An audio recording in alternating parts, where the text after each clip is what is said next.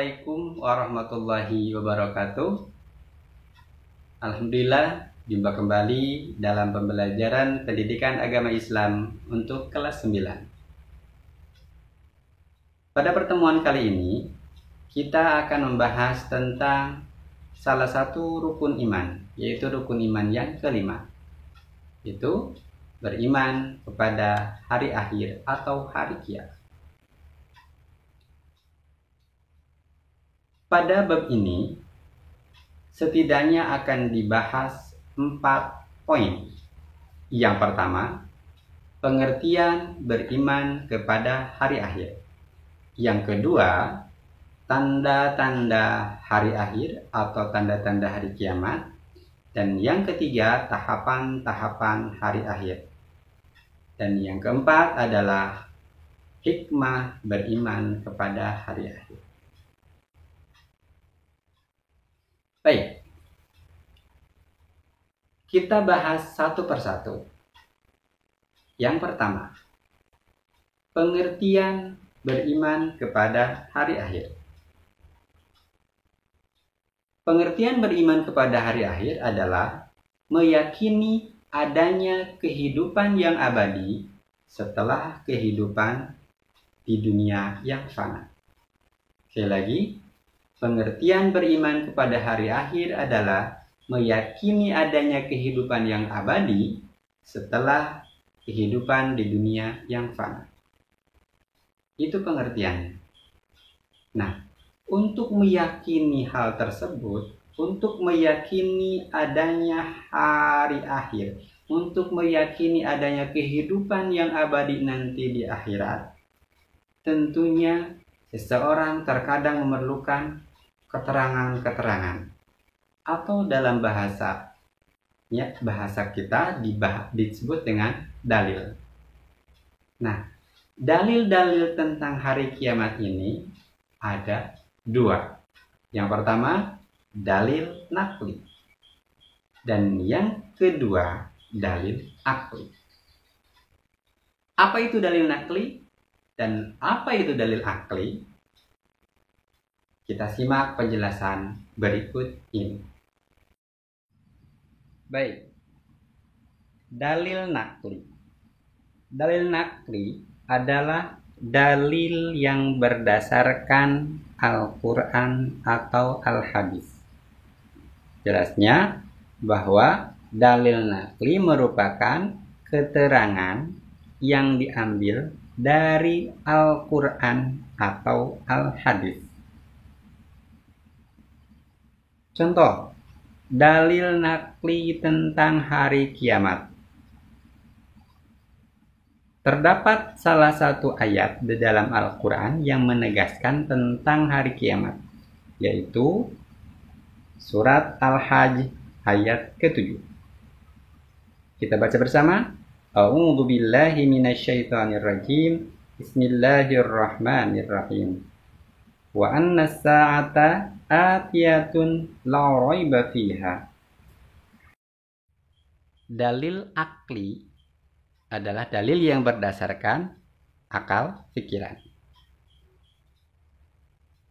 Biasanya orang-orang yang mempertanyakan hal ini adalah orang-orang yang meragukan tentang adanya hari akhir. Baik, coba kita perhatikan salah satu ayat di dalam surat Ar-Rum, yaitu di ayat 27. A'udzu billahi minasyaitonir rajim. Wa huwa alladzi yabda'ul khalqa tsumma yu'iduhu wa huwa ahwanu 'alaihi. Artinya, dan dialah yang menciptakan manusia dari permulaan, kemudian menghidupkannya kembali. Dan menghidupkan kembali itu adalah lebih mudah baginya. Dalam ayat ini dijelaskan bahwa Allah menciptakan manusia dari permulaan, tidak ada tadinya. Kemudian setelah itu Allah menghidupkannya kembali. Dan hal itu mudah bagi Allah. Menciptakan dari tidak ada menjadi ada saja mudah, apalagi sekedar mengembalikan dari tidak ada menjadi ada kembali. Itu dalil akli. Baik, kita masuk ke poin berikutnya, yaitu tanda-tanda hari kiamat. Tanda-tanda hari kiamat dibagi dua bagian. Yang pertama, tanda-tanda besar. Yang kedua, tanda-tanda kecil. Tanda-tanda besar ini menunjukkan bahwa kiamat akan segera tiba.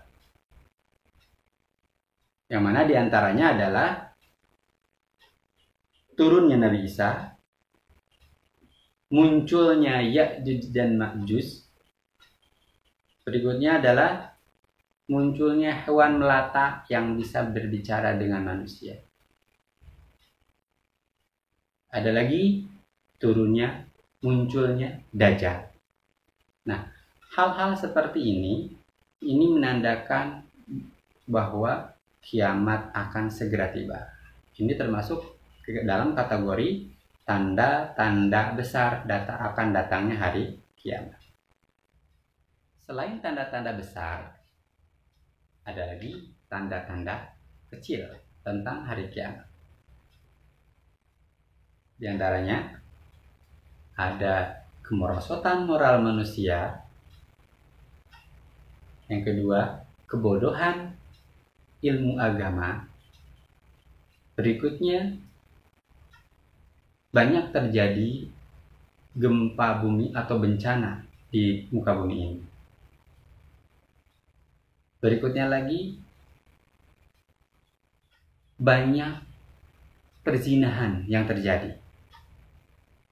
Ada lagi laki-laki yang menyerupai wanita, dan masih banyak lagi.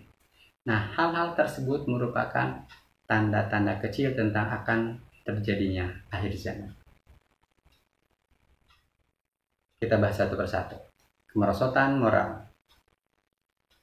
Kemerosotan moral ini menjadi salah satu indikasi bahwa hati-hati, akhir zaman akan segera tiba.